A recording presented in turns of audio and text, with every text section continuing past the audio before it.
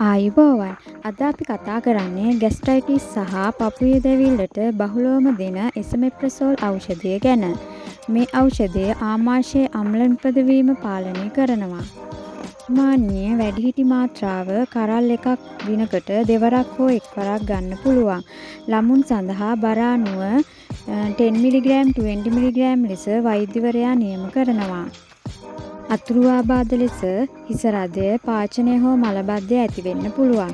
ඔයාලට වැඩි විස්තර මම මේ වීඩියෝ එකේ සඳහන් කරලා තියෙනවා.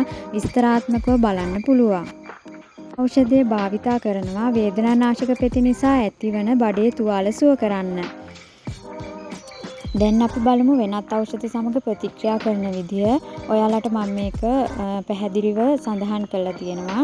ඉතින් ඔයාලා මේ ගැන බලලා චුට්ටක් අවබෝධ කරගන්න කියලා මං ඉල්ලනවා. මෙම ඖෂධය තවත් වැදගත් වෙනවා ආමාශයේ බැක්ටීරියා මර්ධනය කරන්න. ඉතින් දැන් මේ අධික මාත්‍රාව තමයි ඔයාලට මම මේ සඳහන් කරන්නේ. ඒ වගේම භාවිතයට නුසුදුසු අවස්ථාත් මම ඔයාලට සඳහන් කරලා තියෙනවා. මෙම ඖෂධයේ ක්‍රියාවලිය, අවශෝෂණය කරගන්න විදිය හා සිරුර පුරා ව්‍යාප්ත වීම පිළිබඳවත් මම ඔයාලට මේ විදිහට සඳහන් කරලා තියෙනවා.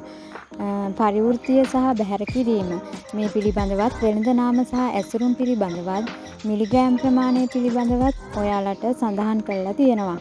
මෙම ඖෂධය භාවිතා කළ යුත්තේ හිස් බඩ. ඒ කියන්නේ කෑමට පැය භාගයකට පෙර. විශේෂයෙන්ම මෙම ඖෂධය දිගුකාලීනව භාවිතා කරාම අස්ථි දුර්වල වෙන බව වෛද්‍යවරු හොයාගෙන තියෙනවා. ගැබිණි හෝ කිරිදෙන මවක් නම් වෛද්‍ය උපදෙස් නැතිව මෙම ඖෂධය ගන්න එපා. ඉතින් මේ වගේ තොරතුරු තවත් දැනගන්න අපේ channel එක subscribe කරන්න. ඔබට නිරෝගී දවසක්.